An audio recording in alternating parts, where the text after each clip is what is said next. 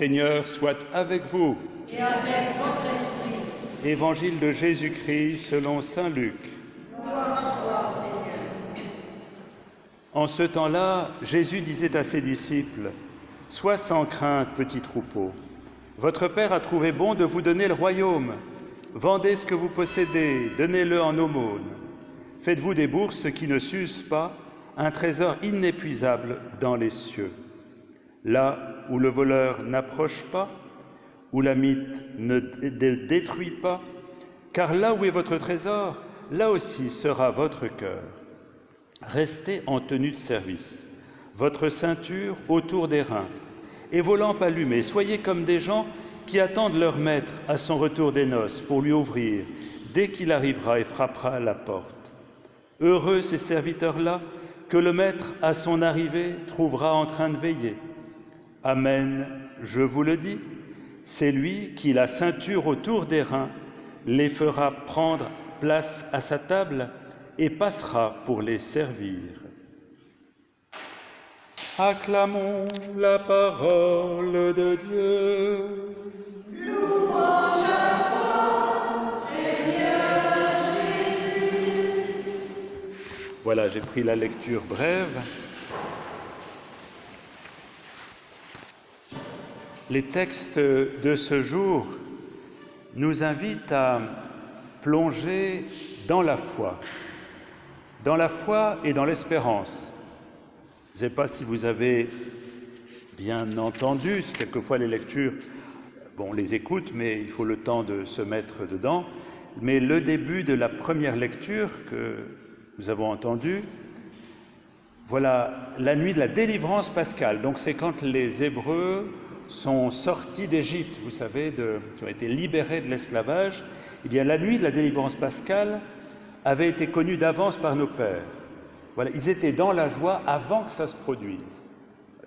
Et la lecture des Hébreux qu'on a entendue après, qui est une belle lecture aussi, eh bien, c'est toute la démarche d'Abraham qui va lui aussi attendre la réalisation de la promesse et dans la foi qui va se mettre en marche. Et je dirais, on va voir dans ces textes d'aujourd'hui comment le Seigneur peut nous mettre en marche.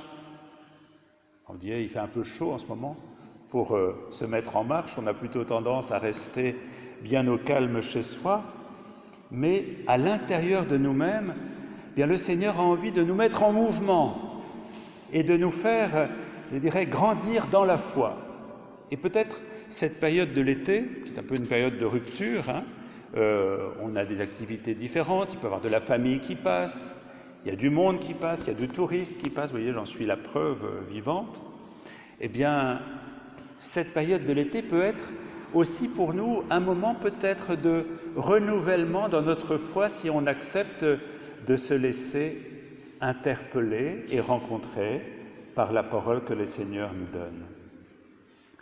Alors, la question est de savoir, est-ce que j'espère encore quelque chose? Et ça m'est arrivé pendant quelques mois, j'ai été confesseur à Saint-Louis-d'Antin. C'est un lieu à côté de la gare de Saint-Lazare à Paris, il y a des années. Et la gare Saint-Lazare, oui, vous connaissez? Eh bien, à côté de la gare Saint-Lazare, vous avez donc l'église Saint-Louis-d'Antin, vous avez des confesseurs. Et j'ai été là pendant quelques mois, et il m'arrivait souvent de demander aux personnes que je recevais, mais est-ce que vous attendez encore quelque chose de Dieu?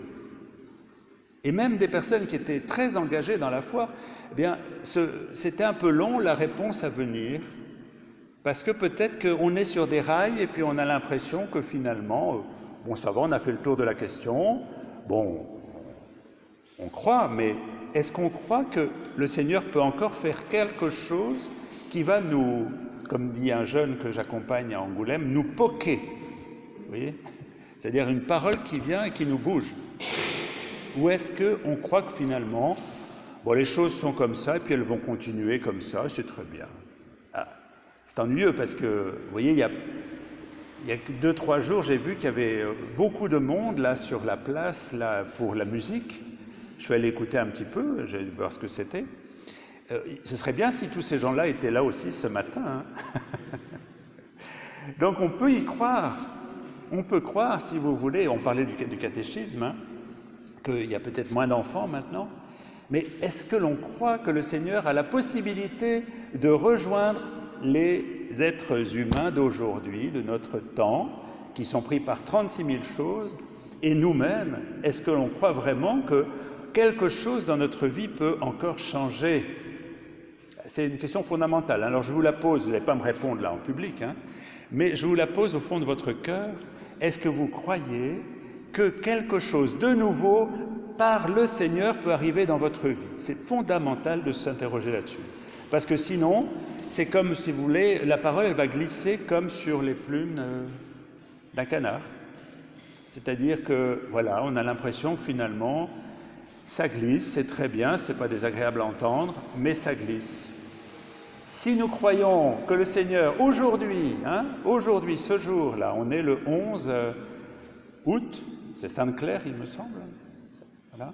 Si vous connaissez des clercs, il faut leur souhaiter leur fête. Eh bien, ce 11 août, voilà, c'est la messe de 11 heures.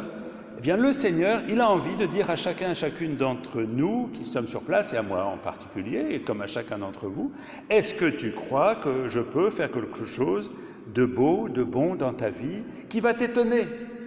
Parce qu'une foi qui ne nous étonne plus, c'est une foi qui est un peu en difficulté. Alors, réentendre la parole du Seigneur comme quelque chose de neuf, vous voyez, ça c'est quand même étonnant. Moi, je sais, quand j'ai découvert le Seigneur, c'est plutôt lui qui s'est découvert à moi, j'avais déjà 19 ans, eh bien, ça a été fulgurant. Et quand je lisais l'Évangile, à chaque page, j'étais émerveillé. J'avais jamais lu ce bouquin. J'étais émerveillé parce que tout prenait une saveur extraordinaire et je tournais une page et je découvrais encore quelque chose de nouveau. Est-ce que, voilà, j'ai 61 ans, est-ce qu'à 61 ans, tout à l'heure, je vais rentrer chez moi, je vais lire l'Évangile. Est-ce que je vais être émerveillé? Si je ne le suis pas, je peux m'interroger. Dire, mais pourquoi, 40 ans après, ça ne m'émerveille plus? Il faut le redécouvrir comme une parole neuve, et qui peut tout changer dans notre vie. Vous voyez, le Seigneur, il a envie de nous entraîner. Vous savez, Abraham, quand il s'est mis en route, est-ce que vous savez quel âge il avait? Quel âge? 75. Il a pris sa femme par la main, il a dit « Allons, on s'en va ». Elle a dit « Ben, on va où ?»« Ben, tu verras, je ne sais pas. » Alors, il a pris ses affaires, ses bêtes, ses gens, tout ça, ils sont tous partis. Pourquoi? Parce que le Seigneur avait dit « Va, je t'emmène vers quelque chose de totalement neuf, un pays de la promesse, va vers toi-même, je t'entraîne. » Et tout vieux qu'il était, parce qu'à l'époque, maintenant, 75 ans, c'est pas vieux, hein, 95, 96. Moi, j'accompagne 2 religieuses qui ont 99 ans, elles sont encore toutes fraîches, là, comme ça, toutes pleines de foi. Eh bien, à l'époque, 75 ans, c'était pas rien. Alors, peut-être qu'il n'avait pas 75 ans, mais ça voulait dire qu'il était vieux. Alors, est-ce que ça s'est passé comme ça? Mais tout ce qui est sûr, c'est que cet homme, déjà installé, enraciné, avec des bêtes, avec du bien et tout ça, a accepté finalement de tout remettre en question parce qu'une promesse lui avait été faite par Dieu. Est-ce que je crois aujourd'hui qu'une promesse est faite pour moi aussi? Je vous le demande. Et cette promesse, c'est d'abord une visite. Vous avez entendu l'Évangile là? Il va venir. Alors quand on dit « il va venir », on ne sait pas quand, alors là on prend peur. Il va venir, oh là là, ça veut dire que je vais mourir, et puis là c'est grave. Mais c'est pas ça. La venue du Seigneur, c'est à chaque moment. La venue du Seigneur se refait à chaque moment de notre vie. Si on veut bien l'accueillir et l'entendre, vous savez, il suffit d'une parole, il suffit d'un sourire, il suffit d'être émerveillé par... hier, on se promenait, on est allé à la chapelle, là, dans la montagne, Notre-Dame du Château. Vous voyez ce paysage magnifique, puis cette chapelle, très paisible. Et tout d'un coup, on s'assied, on est dans le calme, et puis on peut être rencontré à l'intérieur de soi-même par une présence. Par une présence. À tout moment, le Seigneur a envie de nous visiter pour nous dire une parole d'amour, une parole de tendresse, une parole qui est absolument personnelle, qui ne va pas être la même pour votre conjoint, votre épouse, votre époux. Chacun, les enfants, on a une parole intime et personnelle qui nous est adressée et qui a pour but de rendre notre vie plus belle, plus joyeuse, plus épanouie, plus heureuse. pour qu'on puisse devenir des rayonnements de cette présence. Vous voyez, c'est ça la vie de foi. Ce n'est pas quelque chose d'ennuyeux, de lassant, de toujours pareil. C'est quelque chose d'émerveillement qui ne cesse de se reproduire et qui ne cesse de nous ressaisir. Et vous voyez, ce qui est extraordinaire, c'est une des paroles les plus incroyables de l'évangile de Luc qu'on a là après, c'est que Dieu, si on veut bien croire qu'il va faire quelque chose dans notre vie, qu'est-ce qui arrive? C'est qu'il vient pour nous servir. Vous savez, on se représente souvent Dieu comme un pacha sur son trône, avec des gens, avec des, vous savez, des choses pour l'aérer un peu parce qu'il fait chaud. Il est là, apportez-moi des jus de fruits, tout ça. Non, vous savez, une espèce de Dieu très haut, là. Alors que Dieu, dans l'Évangile, le Christ nous dit ici, le Seigneur, si vous voulez bien l'accueillir, il va vous servir à table. Il va mettre le vêtement de serviteur.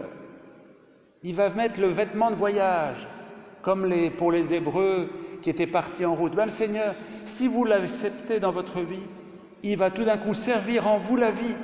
C'est-à-dire qu'il va vous permettre d'être plus vivant comme vous ne l'avez jamais été. Voilà le but de Dieu. C'est de se mettre à notre pied, nous laver les pieds, se faire le plus humble pour nous mettre debout et pour nous mettre en marche comme nous ne l'avons jamais été. Alors, vous voyez, c'est quand même un beau programme. Ce serait quand même dommage de passer à côté, vous ne trouvez pas? Si? Non? Si, quand même. Ah, vous n'avez pas suivi, vous? Je crois que, si vous voulez, il y a vraiment une parole aujourd'hui que le Seigneur veut vous adresser. Quand je vous dis aujourd'hui, ça peut être demain, après-demain, ou le jour suivant, ou la semaine prochaine. Mais une parole pour votre aujourd'hui, qui est une parole de tendresse infinie de Dieu, qui dit là où tu en es, j'ai quelque chose pour toi de neuf. Ne crois pas que tout est réglé, que tout est ficelé. Je crois qu'il y a encore du nouveau pour toi, et si tu veux bien, je te le donnerai. Et je te servirai au plus profond de toi-même pour que tu puisses devenir vivant à mon image. Voilà la parole de Dieu pour nous aujourd'hui.